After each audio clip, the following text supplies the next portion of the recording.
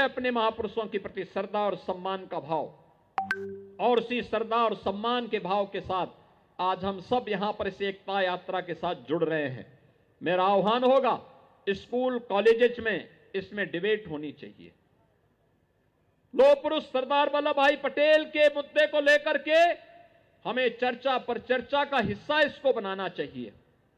वंदे मातरम राष्ट्रीय गीत के प्रति सम्मान का भाव होना चाहिए। अब ये केवल लौह पुरुष सरदार वल्लभ भाई पटेल के साथ ही राष्ट्रगीत वंदे मातरम भी उत्तर प्रदेश के हर विद्यालय में गायन इसका अनिवार्य करेंगे, हर शिक्षण संस्थान में इसका गायन अनिवार्य करवाएंगे, जिससे उत्तर प्रदेश के अंदर हर नागरिक के मन में भारत माता के प्रति, अपनी मातृभूमि के प्रति श्रद्धा और सम्मान का भाव जागरूक हो सके। और उसी भाव के साथ आज हम सब यहां पर आए हैं। आज के इस अवसर पर मैं एक बार फिर से गोरखपुर महानगर की इकाई को इस बात के लिए धन्यवाद दूंगा कि उन्होंने इस राष्ट्रीय एकता यात्रा को आज यहां पर गोरखपुर में प्रारंभ करने और इस यात्रा में मुझे शामिल होने का अवसर दिया है। इस यात्रा में शामिल होने के लिए आए हुए आप सभी महानुभावों का मैं हृदय से अभिनंदन करता हूं। वंदे मातरम का सम्मान मुसलमान भी करता है और हिंदू भी करता है। भारत में रहने वाले जितने मजहब के मानने वाले हैं सभी लोग इसका एहतराम करते हैं, सम्मान करते हैं और पढ़ते भी हैं।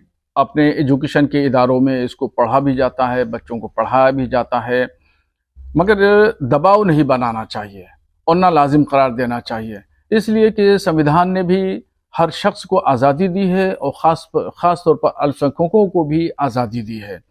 और केरला के एक मामले में सुप्रीम कोर्ट ने फैसला भी दिया था कि बच्चों को पढ़ाना लाजिम करार दिया जाए। तो उस पर फैसला देते हुए ये कहा था कि किसी पर दबाव नहीं डाला जाएगा, ज़ोर ज़बरदस्ती नहीं की जाएगी, उसके विवेक यानी उसकी मर्जी पर छोड़ दिया जाएगा।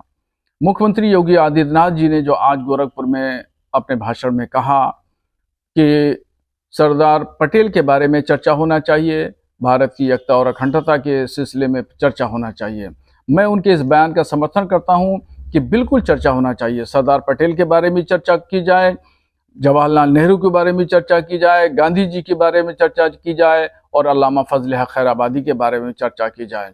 उन लोगों के बारे में चर्चा की जाए और नई नस्ल तक वो बात पहुंचाई जाए जिन लोगों को नहीं मालूम है कि 1857 से लेकर के 1947 की जंग आज़ादी में जिन्होंने कलीदी किरदार अदा किया है, उनकी जीवनी के बारे में बताना चाहिए।